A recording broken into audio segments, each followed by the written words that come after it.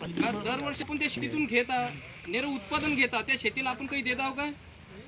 आता एवढ्या वर्षापासून आपण जे शेती करू लागलो का, तर नेमकी शेती ही कशी केली पाहिजे, त्या जमिनीची सुपीकता कशी टिकून ठेवली पाहिजे, आणि जोपर्यंत सुपीकता ही टिकून ठेवत नाही तोपर्यंत आपल्या जमिनीमध्ये उत्पादन क्षमता ही वाढू शकत नाही का.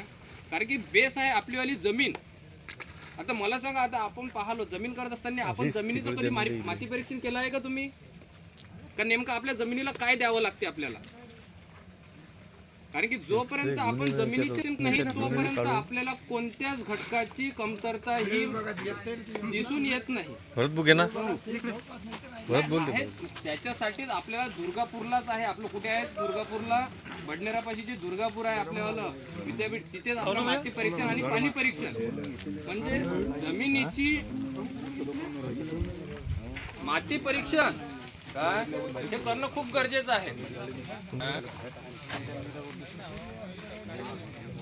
तर माती परीक्षण झाल्याशिवाय आपल्याला, मला सांगा, आपण जे खतं वापरतो तर नेमकं कसं आहे, तुम्ही 10-26 वापरता, 18-46 वापरता, बॅगा बदलले म्हणजे घटक बदलत नाही काय.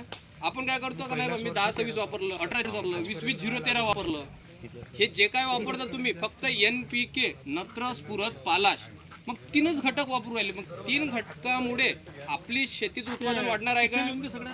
विजिटिंग कार्ड 3 घटकावर शेतीवर पिकांना आपल्याला 16 ते 17 प्रकारचे अन्न घटक लागतात.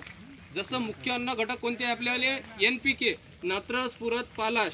तसं दुय्यम अन्न घटक आपले कोणते आहेत? कॅल्शियम, मॅग्नेशियम, सल्फर, झिंक, जस्त, लोह, बोरान. म्हणजे जोपर्यंत आपण पूर्ण घटक देत नाही का, म्हणजे या घटकांची जी कमतरता आहेत. जर आपण सोयाबीन पीक जर घेतलं तर सोयाबीन पीक सुरू